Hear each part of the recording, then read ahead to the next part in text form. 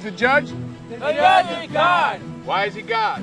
Because he decides to win or lose it, not my opponent. Who's your opponent?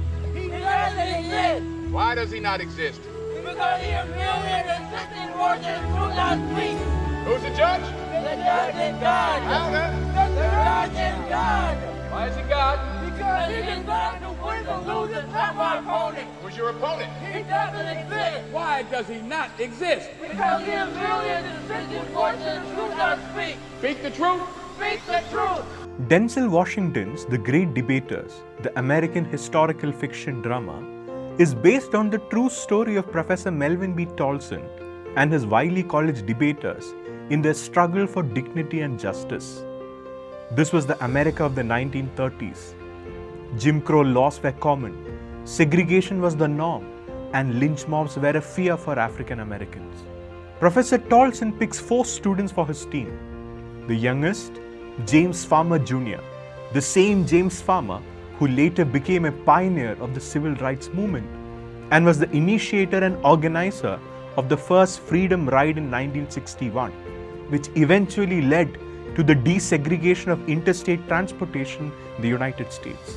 The other 3 are Samantha Brooke, an aspiring lawyer, the rebellious Henry Law, and the more conservative Hamilton Burgess, who later drops out insecure of Tolson's radical politics.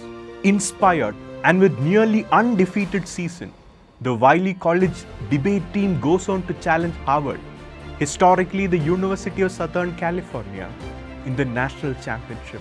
At the Sander Theatre, before a fully packed audience, James Farmer Jr. stands before the podium on which hangs the Harvard shield with its Latin motto, Veritas, truth. He speaks, his voice broadcasts live through radio to his home in Texas.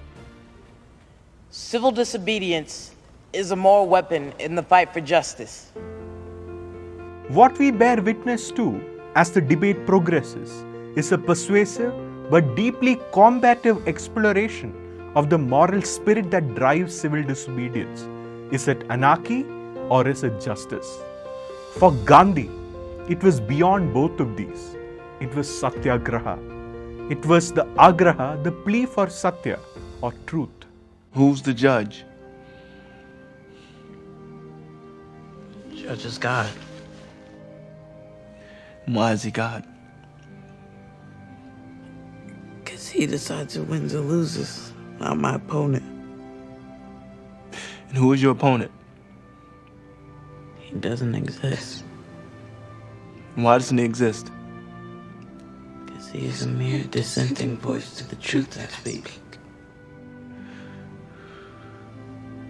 That's right. Speak the truth. Distinct from Thoreau's passive resistance, which gets mentioned in the debate, self-sufferance was the core of Satyagraha. Gandhi writes, the word Satya or truth is derived from Sat, which means being. Nothing is or exists in reality except truth.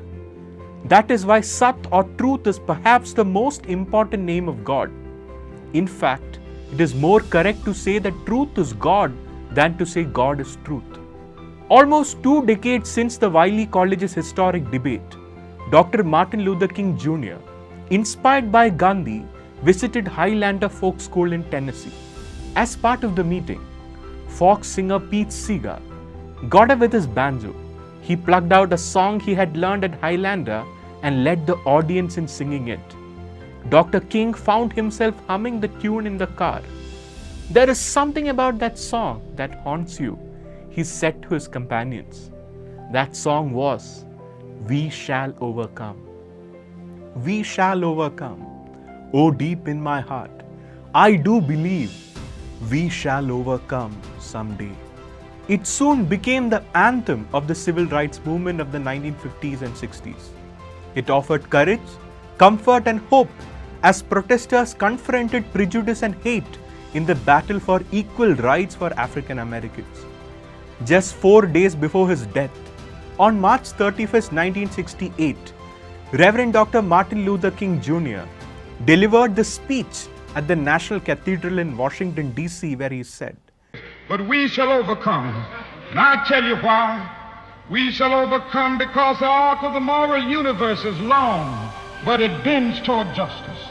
We shall overcome because Carlyle is right. No lie can live forever.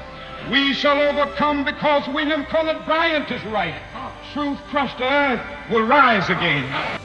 As we go through times of intense fragmentation, distrust and despair in our social, spiritual and cultural lives, let's sing along. We shall overcome.